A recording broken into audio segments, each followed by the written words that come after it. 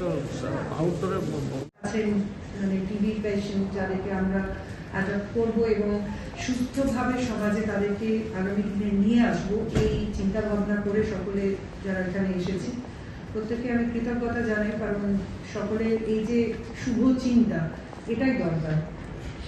নেশামুক্ত Bharat, TB মুক্ত ভারত, আজকে AI এর যুগে, আজকে যেখানে আমরা মানে human being is controlled by robot, তারা নিজেরা কমেন্ট দিয়ে নিজেদেরকে আপডেট করছে, সেই জায়গাতেও এসে যদি আমাদেরকে সেই পুরোনো দিনের চিন্তা ভাবনার মধ্যে পড়ে থাকতে হয় যে এখনো পঞ্চায়েতে কিছু লোক টিবি আক্রান্ত, শুনতে কেমন লাগে।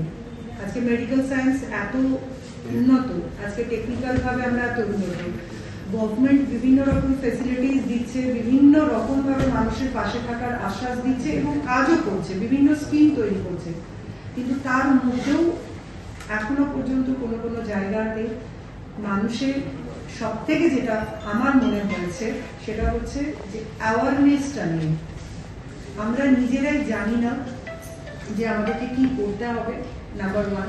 আমরা জানি না যে গভর্নমেন্ট আমাদের সঙ্গে কি কি ভাবে আমাদের পাশে আছে। নাম্বার টু, আমাদের কিছু হলে আমরা কি করব এটাও আমরা জানি না।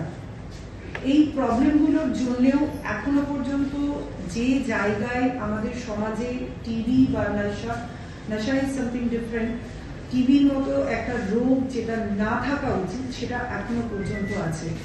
তাই আমরা যেরকম উদ্যোগ নিচ্ছি, সরকার যেরকম উদ্যোগ নিচ্ছে, তার সঙ্গে সঙ্গে আমাদের প্রত্যেককেই একটা চিন্তা ভাবনা করতে হবে যে বিভিন্ন ক্লাব হোক, বিভিন্ন কর্মসংস্থানের জায়গা হোক, হসপিটালস হোক, আমাদের সরকারি জায়গা হোক, awareness programme is very much important. কেন হচ্ছে, কিসের জন্য হচ্ছে, এখান থেকে রিলিফ পাওয়ার পরে তারা যেন মেসেঞ্জার হয় আদার সোসাইটির লোকেদের কাছে, যে টিবি হওয়ার যে যদি কোনো রকম লক্ষণ তারা দেখতে পায় তাহলে যেন তারা আগে থেকে প্রিকশন নিতে শুরু করে। যারা টিবি থেকে সুস্থভাবে সমাজে আবার ফিরছে তাদেরকেই আমাদেরকে মেসেঞ্জার বানাতে হবে আদার্স লোকেদের জন্য, যেন তারা বলতে পারে যে এই একটা সমস্যা বা তার কি কি আপনার লক্ষণ হতে পারে, সেই জিনিসগুলো যদি তারা সমাজের মধ্যে আর বিভিন্ন লোকদেরকে বলে তাহলে আমার মনে হয় আস্তে আস্তে কনসিয়াসনেস যেটা সেটা অনেকটা বেশি তৈরি হবে। কারণ আমরা চেষ্টা করলাম, সরকার চেষ্টা করলেও শুধু এইটুকুর মধ্যে থাকলে কিন্তু হবে না। যতক্ষণ পর্যন্ত ফর এভরিওয়ান এই কনসিয়াসনেস না ক্রিয়েট হবে ততক্ষণ পর্যন্ত কিন্তু এই প্রবলেম থেকেই যাবে সমাজে।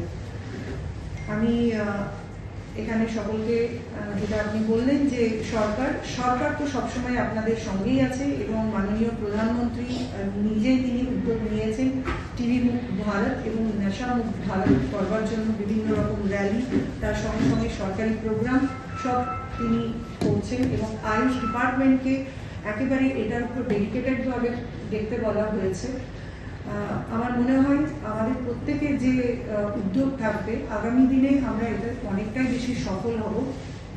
তার সঙ্গে সঙ্গে নেশামুক্ত ভারতের যে এখন প্রবলেমটা আছে সেটা হচ্ছে ইয়াং জেনারেশনের ক্ষেত্রেও এটাতে অনেক বেশি প্রভাব পড়েছে। এই জায়গাতেও আমাদেরকে আগেইন স্কুল কলেজেসের মধ্যে ঢুকতে হবে এবং সেখানেও কিন্তু একটা অ্যাওয়ারনেস প্রোগ্রামগুলো শুরু করতে হবে। সমাজ থেকে কোনো কোনো জায়গায় মনে হয় কি যে স্টুডেন্টসরা অনেকটাই আমাদের থেকে দূরত্বে চলে যাচ্ছে, এই দূরত্বটাকে কমিয়ে একটা আলোচনা এবং তাদের সঙ্গে একটা কাউন্সেলিং, এই জিনিসগুলো যদি আমরা কন্টিনিউ করতে পারি তাহলে যে জিনিসগুলোতে একাকিত্ব থেকে তারা সেই দিকে চলে যায় সেই জায়গাগুলোকে আমরা কভার আপ করতে পারবো বলে আমার ধারণা। আমার মনে হয় যে সরকার যেভাবে উদ্যোগ নিয়েছে তার সঙ্গে সঙ্গে আমরা যারা আছি responsible citizen of the society তারা যদি একটু চিন্তা ভাবনা করি এবং একটু রেসপন্সিবিলিটি নিই তাহলে হয়তো এই জায়গাগুলো থেকে আমরা বেরিয়ে আসতে পারি এবং সুস্থ একটা সমাজকে আমরা তৈরি করতে পারি। সকলের জন্য অনেক অনেক শুভেচ্ছা। আগামী দিনে ভারতবর্ষ, আগামী দিনে পশ্চিমবঙ্গ, আমার বর্ধমান শহর, প্রত্যেকটা জায়গা টিবি মুক্ত হোক এবং নেশা মুক্ত, এটাই আমাদের লক্ষ্য হবে। জয় হিন্দ, বন্দে মাতরম। নমস্কার।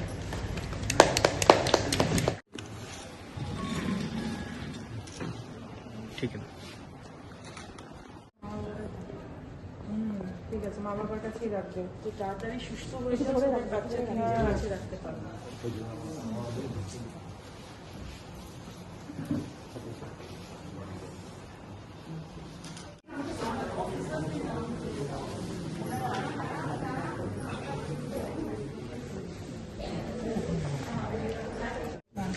मैडम एदिके एकटू